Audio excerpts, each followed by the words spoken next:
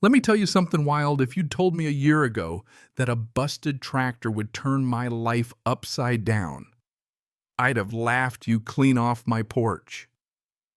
But here I am, Jack Mitchell, Nebraska farm kid, single dad. And for the first time in a long while, my world feels a whole lot bigger than cornfields and overdue bills. You know what I mean? It all started the morning I fixed a stranger's tractor. Except, well, she wasn't just any stranger. But let me back up a sec. Mornings on my farm are so early they might as well be night. 4:30 a.m. and the old clock's going off, but it's just habit now. My late wife, Sarah, made sure I always had a backup plan. Her way of looking out for me long after she was gone. I check on my girls, Emma and Sophie, my reasons for getting up at all. Emma's 12, sharp as a tack, and already planning out science fair projects. Sophie's 8, still clutching her stuffed horse lightning hair, wild like her mama's used to be. Downstairs, the bills glare at me from the kitchen table, red stamps flashing past due like stoplights I keep running. But I make coffee and tell myself we'll figure it out same as always. That's how it goes. If you grew up working land, you learn to patch what you can and muscle through the rest. Anyway, Emma wanders in, half awake already in one of my old flannels, ready to help with chores before school. She's got her mother's stubborn set to her jaw and just enough of my cynicism to see through my nothing to worry about routine. Sophie barrels in demanding to help too, so we head out just another Nebraska morning, the three of us with muddy boots and more hope than sense. But here's where everything spins. I'm in the workshop cleaning tools when I hear it, the kind of cough only an engine in trouble makes. By the time I get outside, I see a tractor newer model limping along the edge of my property, belching smoke. Out climbs a woman in work clothes, trying her best to look like she belongs, but I can tell from her shoes and that fresh creased shirt that she's not your average farmhand. She introduces herself Alexandra.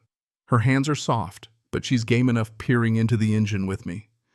I fix her tractor with a makeshift part and a little know-how. She asks a million questions about farm life, my kids, even the land out here. She's curious, more Wall Street than Wheatfield, but not unfriendly.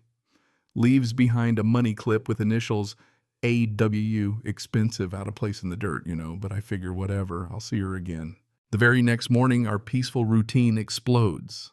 A jet, the kind you only see on TV, comes screaming and actually landing on my access road. Emma's shrieking for Sophie to come watch, and suddenly there are men in suits, and out steps Alexandra, now in a suit that probably costs more than my pickup. She's Alexandra Wellington, CEO, business mogul, actual headline in the local paper. She sits at our kitchen table like she owns the place, and Emma blurts out, "You're her." It's awkward and surreal. Turns out she'd come here undercover to see how her company's tractors held up in the real world, wanted to meet people who could tell her the truth. I'm flabbergasted. She offers me a job consulting for her new rural outreach division with a salary big enough to wipe out my debts and a move to Chicago on the table. Housing, schools, the whole shebang. But leaving the farm, uprooting my girls, I freeze up, caught between fear and opportunity. That night I find an old letter from Sarah tucked into her recipe box. She's still talking sense to me from beyond the grave, telling me not to get stuck, not to cling to this place out of fear. She's right, and my girls, well, they're braver than I am, honestly. We decide together to leap. Packing up is a mess of memory and hope.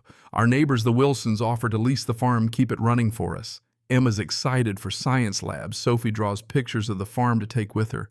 Chicago is dizzying, tall buildings, city noise, an apartment higher than any grain silo back home. But Alexandra's thought of everything: science kits for Emma, a garden for Sophie, a full shop for me. My first day at Wellington Industries, I'm fixing prototypes and shaking up the engineers who've never gotten dirt under their nails. Emma's acing her science classes. Sophie's teaching her new city friends about chickens and gardens. It's good, but not simple. Rumors start, press camped outside, stories about scandal and impropriety between me and Alexandra. Board members try to force her out, say she's lost her way. Suddenly our family is headline news, and it feels like everything we built is coming apart. I'm ready to walk away, write a resignation letter, but my daughters won't let me quit. They remind me what we're fighting for: real change, not just money or headlines. Alexandra's fighting too. We gather the evidence efficiency report, stories from farmers' testimonials from the military about the new designs. Our old farm becomes command central, with neighbors pitching in to show what these changes really mean. The shareholders' meeting is a showdown. Alexandra lays it all out. It's not about profit, it's about people. She refuses to let them cut the rural initiative. The press dubs it the Wellington Revolution. She resigns, choosing principle over power, and I know then that I chose the right side. We come back to Nebraska not as an escape, but as a new beginning. Alexandra finds a deed from her father, land he bought near ours, hoping to return to his roots. We decide to build something lasting, a center for agricultural training and innovation, where tradition meets technology. Neighbors become partners, and kids like Emma and Sophie learn to shape the future instead of just surviving it. The whole community helps us build. Dr. Chen, the engineer, leaves Wellington to join us. The Wilsons mentor the next crop of farmers. Emma's solar irrigation wins awards. Sophie's butterfly garden becomes a local landmark. Alexandra, now just Alex to us, fits right in, flour on her cheeks, boots in the dirt, but still sharp as ever in the boardroom. A year later, we're celebrating the first anniversary of the Mitchell-Wellington Family Farm and Training Center, the old tractor polished and shining at the entrance. Emma's giving science talks. Sophie's leading garden tours, and our home is fuller and happier than I'd ever thought possible. You want to know what's right and wrong in all this?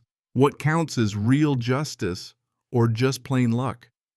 Maybe it's not so black and white.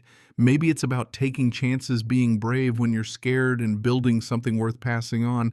That's what I think anyway. So tell me, what would you have done in my boots? Would you have left the farm, chased the unknown, fought for something bigger? Or would you have stayed put, clung to what you knew? Let's hear your take, because I'm pretty sure in the end, every story is just waiting for its next chapter.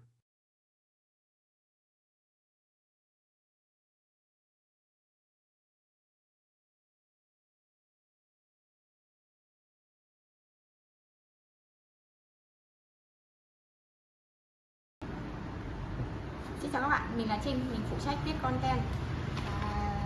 Trên đây là những công việc của mình, là mình lên mạng xã hội tìm hiểu những video.